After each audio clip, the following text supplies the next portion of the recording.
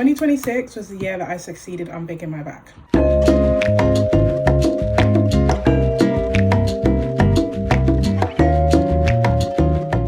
Guys have been asking, what did you do?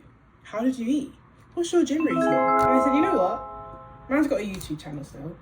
I'll just make a YouTube video about it, okay? I will split the video up into parts. If you're only interested in like what I did to lose all the weight, then you can skip to that section of the vid, okay? But I don't know, I feel like losing weight on its own is a completely different thing to losing weight as someone who struggled with an eating disorder or first has to go into recovery, okay? So that's what I want to talk about first.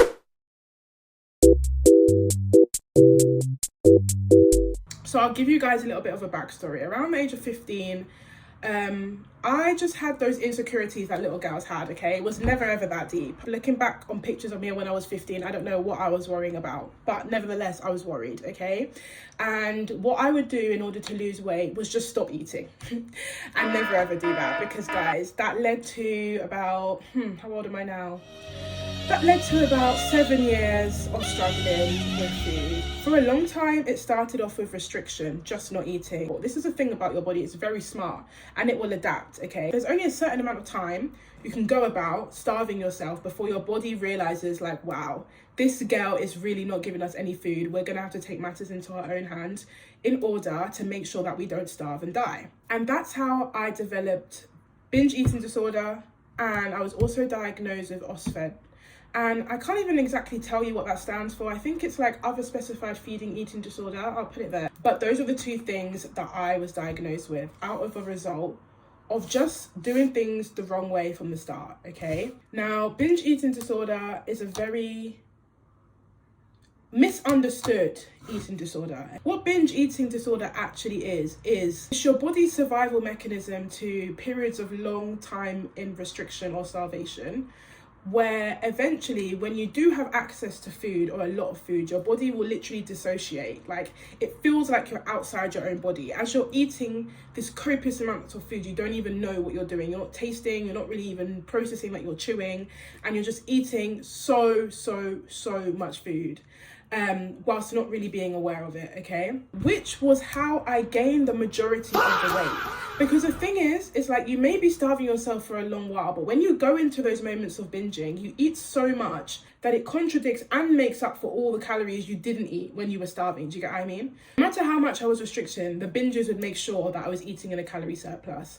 So that is where the majority of my weight gain came from, which is why I want to tell you guys that I tried every single method under the sun when I was young to lose weight, to change my body, because I was so deeply insecure. And nothing worked until I decided to first recover, fix my relationship with food, and go about things the slow way, okay? The slow way is the fast way, because you're not going to arrive at where you ought to arrive until you do it properly, okay? All these fad diets, starving yourself, keto, blah, blah, blah, they work temporarily, but your body is going to fight back against you.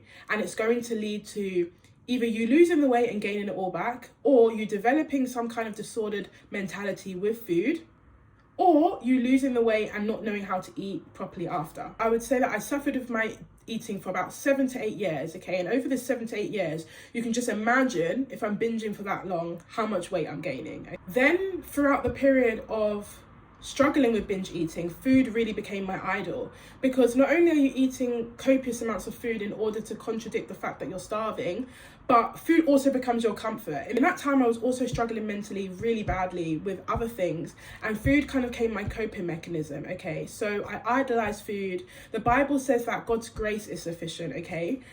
Not food, but for me, I was using food as a sufficient coping mechanism to make me feel better when life was just poo, you know? This whole time that I struggled with food and eating, I always knew something was wrong, and I always knew I needed help. And I did actually get a lot of like medical help. I was actually formally diagnosed by the NHS, and I received CBT counselling, which, to be honest, did nothing for me. When I came to Christ, I began to see the spiritual aspect behind my eating, and that's when I began to surrender it to God and ask for God to deliver me. I remember reading one passage in 1 Peter chapter 5, which says, "Be alert and sober-minded, because your enemy, the devil, roams around like a roaring lion looking for someone to devour," okay? And one thing I realized when I was struggling with food was that Food in itself was the enemy's method of taking away my soberness and stopping me from being alert, okay? Because in these periods of insecurity, binging, or being so focused on the way my body looked, I was not alert about anything else. After binges, the guilt, the condemnation, the shame that would come with it as well, I would not even talk to God. Physically, it would weigh me down. Can you imagine consuming that much food in such a short sitting? There were some times where I couldn't even lay on my back comfortably because of how full I was. I would literally be on the verge of throwing up or lethargic. There was nothing physically that I could do as well. And then mentally, the toll it took on me, being around people, no one knowing I'm struggling with food. Every single thing that I wanted to do, I was restricted in doing because of the weight that was on my shoulders from this eating disorder, okay? And that's when I eventually surrendered it to God. Around the age of 20, I came to Christ. And to be honest, I would say that was one of the first things that I knew I wanted healing from. So it was one of the first things that I thought I surrendered to Christ. I would pray about it. I would ask for deliverance. Every single worship night or night vigil I went to, top of my list, deliverance from disordered eating. Deliverance. I just want to learn how to eat. I don't want to struggle anymore. I just want to be normal around food. And this was where I feel like I went through a period of extreme defeat because nothing was changing. Or what would happen, which was even more mind games, was for a while I wouldn't have an episode. I would think that I'd been delivered and healed, and then I would just go on to have even worse episodes. I got really angry with God. I was like, you're a God that can heal, yet you don't want to heal me. But one thing God told me was that there was still an idol that I was holding up that was blocking my healing. I claimed I wanted to be healed, but I was still so obsessed with losing weight and the way my body looked that God couldn't do the work in me that needed to be done, which is why I say I think it was important for me to speak about the backstory of my eating disorder first before I speak about the intentional weight loss, because God had to renew my mind before I could venture on a journey of changing the way my body looked. I had to learn how to eat. I had to learn how to stop being scared of food. There was so much work that God had to do in me in order for me to get to a point of being safe and okay around food and to stop binging before we could even get onto the topic of weight loss, okay? And it's why I say if you do struggle with disordered eating, then weight loss shouldn't be your priority. Healing that relationship with food should be, because I don't think that they can be synonymous at the same time. You need to heal first before you start to venture on a journey of changing the way your body looks. For me, my biggest struggle was eating enough, okay? And because I didn't allow myself to eat enough is why I always binged. So the first thing me and God did was just literally let go of the desire to lose weight and start eating regular meals. I began to eat breakfast, lunch, dinner, and snacks when I needed them. I started to learn how to eat properly. I started giving my body enough. I had forgone that idol of weight loss, but what actually did occur unexpectedly was me losing the first part of the weight, okay?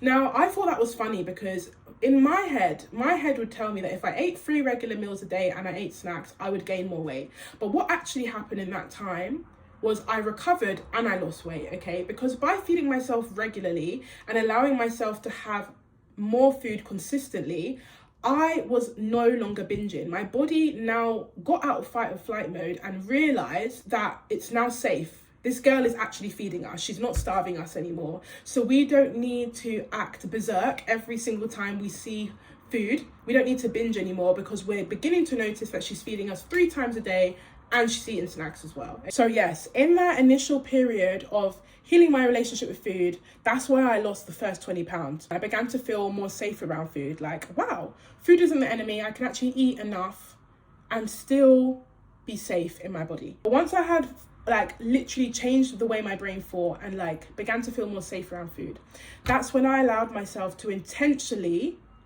go into a calorie deficit and start using the gym again in order to intentionally lose some more weight, okay? And this is the bit where I'm going to be talking about how I intentionally changed my body from this to this after fixing my relationship with food.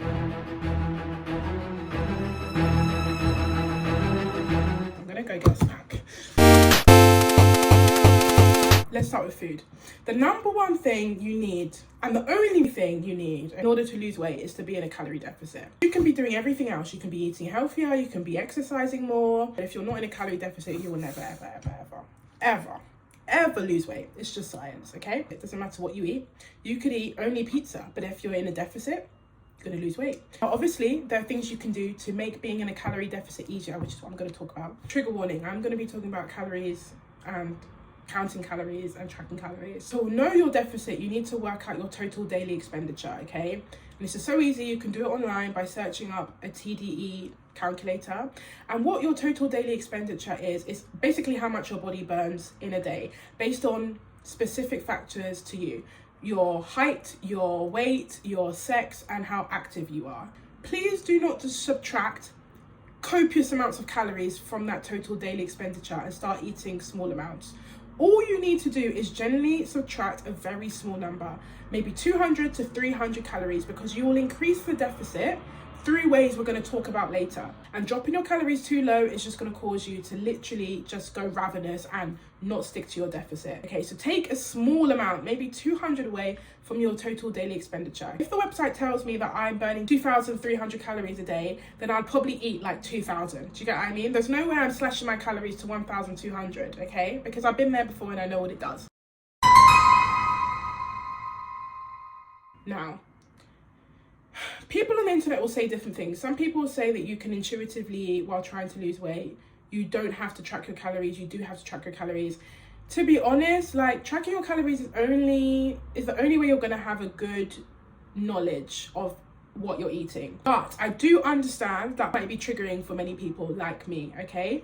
And I knew that if I sit here with a calorie app and I'm putting in every single thing that I eat, after working so hard to recover from disordered eating, I might just get all the way back there. Okay? So what I focused on was just making small changes. Instead of like piling your plate up with like rice or a carb sauce, you do half a plate vegetables, quarter plate carb, and then a quarter plate protein. And like small things like that will literally allow you to save like 200 calories a day. Instead of having like a bag of sweets, get obsessed with eating fruit. Like, your taste buds will change, okay? At the beginning of this journey, when I was literally only used to eating copious amounts of junk, I couldn't stand the taste of some foods that I love today, okay? Right now, I'm obsessed with butternut squash. Do you think I could ever touch that when I was in my phase of being a big bag? No, I couldn't, okay? But the more you train yourself to do the things that you don't necessarily want to do, the more your body actually gets used to it and eventually begins to like it, okay? So your palate will change as you begin to eat healthier. So small steps. If you don't want to start counting your calories, small steps like adjusting what you eat, having more fruit, other like processed foods, cutting out like really high calorie sauces and like swapping them with like lower ones. For example, salad dressing. Instead of using like a full fat Caesar dressing, I would always pick the one at Sainsbury's that was like a reduced fat or like a lower calorie one. So that in alone, you're already in your deficit for the day. I'm gonna give you guys some tips on how to just make being in a calorie deficit easier, okay? First of all, meal prep and get used to eating the same meals, please. Like, you may think it's very boring, but like I said, your palate does change and you actually get used to eating the same thing. I eat sweet potato, beef, and broccoli probably every day of the week. I eat Greek yogurt and berries for breakfast probably every day of the week. Maybe the next week I'll change it up and I'll have like butternut squash, beef, and broccoli instead of sweet potato. But think of 3 meals you like for breakfast, 3 meals you like for lunch, 3 meals you like for dinner, okay? And just meal prep them and get used to literally just eating the same thing. 1, it saves time, and 2, it cuts down your amount of options. Weight loss is so hard when you have too many options at the end of the day. But when I'd come in from a long day, I was hungry, but there was food in my fridge already prepped. It's like all the decision making and options is cut out for me. I don't really have to think. I just have to grab what I've already cooked, put it in the air fryer or the microwave, and I've eaten well for that day and stayed within my deficit. Whereas the days I'd come home and there was nothing in my fridge, I'd have these big ideas of cooking up this nice meal and doing this, but I would just be too tired, I'd be too hungry, and I'd reach for something that was probably not great and would probably take me out of my deficit, okay? So get used to eating the same thing, please, and just meal prep. It makes your life a whole ton easier. On my Instagram, I made a video the other day, and I will start making more about the way I meal prep on Sunday in order to eat well for the rest of the week. If you want to go to my Instagram, which is linked in my bio or probably in the description of this video, and see that, you can. Another thing I've said, which I've kind of talking about, but eat more to eat less. Please, restricting yourself and cutting your calories too low just leads to binging, okay? Make sure you're eating enough. All you need to be doing is eating in a small deficit, because for exercise and the other tips we're going to talk about later are literally going to increase your deficit for you. Volume eating. There are certain foods that you can eat so much of and it's just not going to add up to many calories at all. Like, I'm obsessed with cucumber. I will eat so much cucumber in a day. At the end of the day, you can't really overeat cucumber. In order to feel satisfied by a meal, I don't know if this makes sense, but sometimes I need to be eating for a long time. Like, I need to trick my brain into thinking that I've eaten a lot. And one way I'll do this is by volume eating. If you make like the biggest salad with like loads of lettuce, loads of vegetables, you just pour in whatever you want, right? Tomatoes, sweet corn. I literally can't have a salad without sweet corn. Then a protein source and pick a dressing. You can literally have so much food for so little calories, and you're actually taking a while to finish that meal. As I suppose if you ate like the equivalent of that in pizza, it'd probably be like a 1.5 slice, 2 slices, and you'd eat that in 2 minutes. It'd be harder for your body to like actually come to terms with the fact that you've eaten enough. So volume eating, where you can actually eat so much food for so little calories, okay? One disclaimer I do want to make: you shouldn't be starving, but it is normal to be hungry, okay? You shouldn't be starving to the point like you literally don't have energy to do anything. But remember that you are in a deficit, so you are burning more energy than your body's consuming. So just get used to the fact that you might be a bit hungry, and that's not disordered, you know? Some people, when I actually began to lose weight and become more disciplined and like, be serious, I'm not eating that, this is the way I'm eating, this is the amount of times I'm going to the gym, they'll be like, this is restriction, like, this is an eating disorder. I'm like, bro, as someone who's actually been through an eating disorder, I know what an eating disorder is. And there's a difference between discipline and restriction, okay?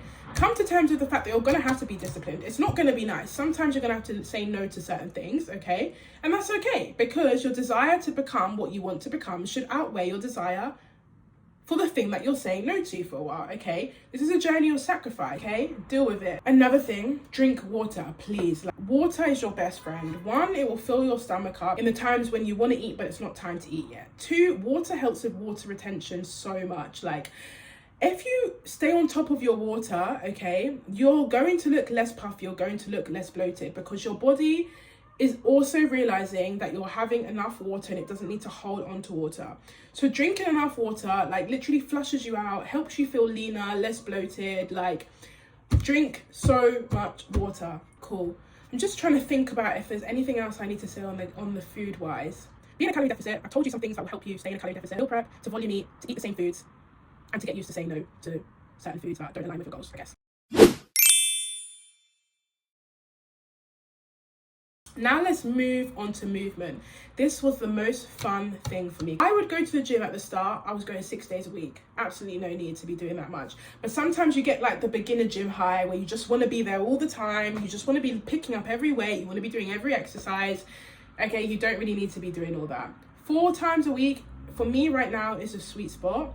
And then cardio outside of the gym just by walking, okay? Now, when I go to the gym, this is what I do. I do 2 leg days, okay? Do 1 upper body day and 1 ab day. I can make a whole separate video, to be honest, of my gym routine, because I feel like that's really different. Again, I say you don't really have to be going to the gym. Like, walking is enough. When I was losing the first part of my weight, like around last year, the end of 2025, I wasn't going to the gym. All I was doing like home workouts, a 20-minute workout on YouTube, and then walking my dog a lot, okay? Just by doing that or getting your steps in for the day, you're burning more calories than being at rest, and you're increasing that calorie deficit that I was talking to you about. And don't neglect walking, okay? Just by doing 10,000 steps, you roughly burn about 500 calories, which means even if you were to still eat the way that you were eating before, or like to continue to eat at your maintenance, just by walking your 10k steps a day, you're at a deficit. The reason why I would recommend going to the gym and lifting weights though is because if you want your body to change in composition as well as losing weight, then that's the only way you're going to do it. Since lifting weights, the difference I've seen in my actual body is crazy. Like, my body isn't just smaller, but it's shaped differently. Like, lifting weights will give you the illusion of like a slimmer waist, bigger glutes, bigger arms. You become less obsessed with losing weight and more obsessed with becoming stronger. Like, now that I've lost the weight, my goal isn't even to lose more weight, it's actually to become so strong. Like, it's an amazing feeling to know that when I started in the gym at March, I'm now lifting like 5 times as much as I was lifting then, you know? Yeah, so try the gym and you'll see why people don't shut up about the gym. Go in, I'll do my strength training, and then I'd normally end my session with some cardio, okay? What you need to do, which is all I do now, is after my sessions, I go on the treadmill, I'll put the incline up to 13. I'll walk at a speed of 4.5 and I'll do that for 20 minutes. And the reason why this works is because incline walking puts you in the fat burning zone, okay? Where you're burning fat for energy rather than carbs or glycogen like you would be burning if you were like running, okay? So you don't need to actually do as much as like running. You actually can just walk on an incline, okay? And that's enough. You don't have to be doing things you hate either. All my routines I love. I pick the machines in the gym that I love the most, the hip thrusts, the lateral pull downs, you know, my bicep curls. Pick things that you like, because that's what's going to make you consistent. You can make a gym plan with the most extravagant exercises, but if you hate them, your inconsistency is going to stop you from seeing results. Whereas you can pick more simple exercises that you actually like, but your consistency in those simple things is what's going to allow you to see results. Okay, does that make sense?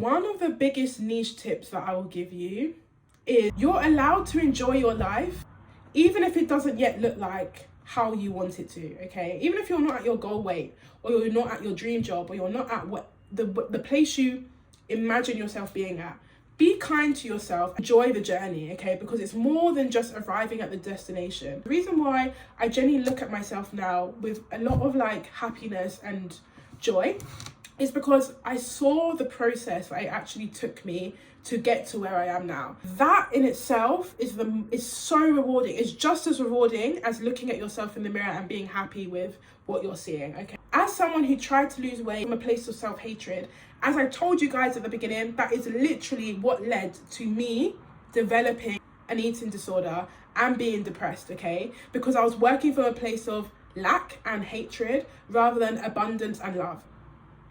Another niche tip that I will want you to bear in mind, you might not want to hear this one, it's probably going to take a lot longer than you think. Whatever time frame you've given yourself, like just double it. Maybe times it by 2.5, to be honest. Like you probably might underestimate how much you've got to do or how long it's going to take. So carve out more time for yourself. I wouldn't even give myself time frames like, oh, by this month I want to be this way, because it doesn't really work like that. Someone who's a uni student, had other things going on in life. I had exams, social things. Like, I am not just going to not see my friends anymore, not go out to eat because I want to lose weight. There are sometimes it's like, if my friends want to do a dinner or they want to do a brunch, I'm going, okay? If it's exam season and I want to have a little bit more snacks than usual to get me through the long nights in the library, I'm doing that, okay? So there were some times in the journey where things had to kind of go on pause, and there were things that would happen that I didn't really account for. Give yourself more time than you probably think it's going to take, okay? Another one, do not give up, okay? One thing about weight loss,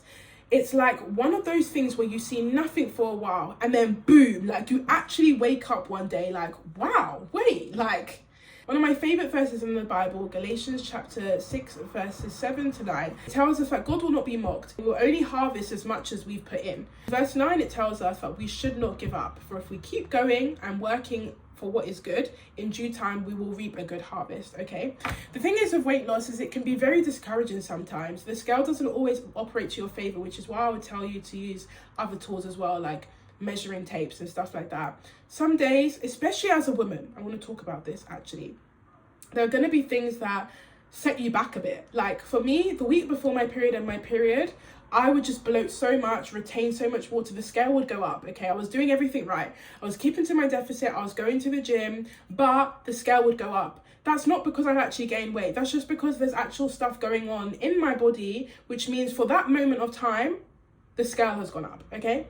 Now, if you keep going through those periods where you're not seeing everything you want to see, but you're working hard, knowing that eventually you will see it, then you will see it. And that's exactly what happened. As soon as I would come off my period, the weight would go right back down, even more down than before. And I would realize that I was only holding that weight because of my menstrual phase, okay? So don't give up, because the thing is with weight loss, your results compound. And one day you will just wake up snatched. Another tip, make this a lifestyle and don't make it a punishment. If this journey is a punishment for you, after you lose the weight, you're going to gain it all back, okay? When you start eating healthier, going gym, if you want to maintain those results, you're going to have to be eating healthier and going to the gym for the rest of your life, really. Like, you don't just get to stop because, okay, I like the way my body looks now, but then you'll only be liking the way your body looks for a short while, okay? Because you completely change what you were doing before. Only do things that you can maintain, which is why I cut my gym days down from 6 to 4. Now I love going to the gym because I'm not going every day. When I do go, I work extremely hard. I push till failure, but I'm not killing myself in the sense that like I'm going 6 or 7 days a week. It's sustainable for me. When I eat, I still eat the favorite foods that I like to eat every day because I don't want to be miserable, okay? And in order to live a sustainable lifestyle, you have to have balance and you need to incorporate things that make you happy. Another tip I would say is have grace for yourself. Along the course of this journey, like I talked about, not every day is going to be perfect. There's some days you go out to eat, or there's some days you're just so hungry and you decide to eat over your deficit. That's absolutely okay, as long as you decide to rise again and not let yourself be defeated, okay?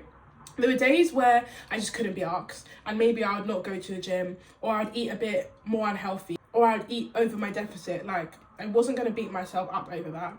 If I'd had a really rough day and or a really hungry day, or, you know, I was on my period or in my luteal phase, at the end of the day, I'm going to eat more food if I need more food. Do you get what I mean? Just the next day, don't get into a habit of staying down. Just get up, okay? Have grace for yourself. Consistency over perfection any day. That leads me into another tip. Start rewarding yourself in other ways that aren't food, okay? Decenter food. Don't make food the reward all the time. Don't just be like, oh, I've lost 5 pounds, so now I'm going to go eat at an all-you-can-eat buffet. That's such a contradiction. Do you get what I mean? I'll be like, okay, I've lost my 5 pounds. Now I'm going to get myself a new gym set. Now I'm going to get myself a new Fenty Beauty bronzer. Do you get what I mean? Like, reward yourself in ways that aren't food, please. Otherwise, you're just consolidating the idea in your head that food is the reward. Yeah, I feel like I've been talking for a long time, but what I will say is this journey is not easy. Like, losing weight and changing your body to look a certain way is hard. Like, I'm not even going to sit here and say that it's very easy, but what I will say is that it's not impossible. People have done it before you, so you can do it. In 1 Corinthians chapter 10, verse 13, the Bible says, take heart, for your brothers and sisters around the world face the same temptation that you do. But God is faithful. He will never give you more than you can bear, and he will always find a way out for you to endure.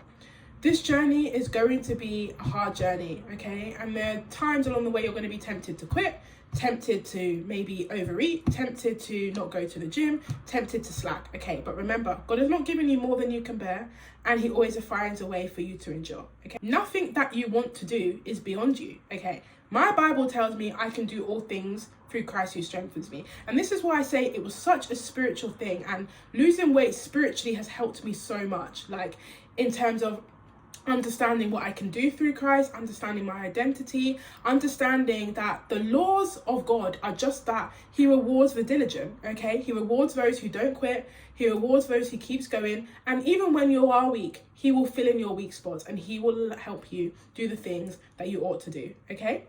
And yeah, I feel like I've spoken for a long time and I could really talk about so much more, but I don't want the video to be too long. And I guess if there's anything else you want, like a more in-depth weekly what I eat or a more in-depth like gym routine, then I'm happy to film one of those. Currently leaving uni, so I'm transitioning into going home. So bear with me as like I figure out my new life, but I will be uploading whatever you guys really want me or need me to upload. If you enjoyed the video, don't forget to like and comment and subscribe, and I'll see you guys later.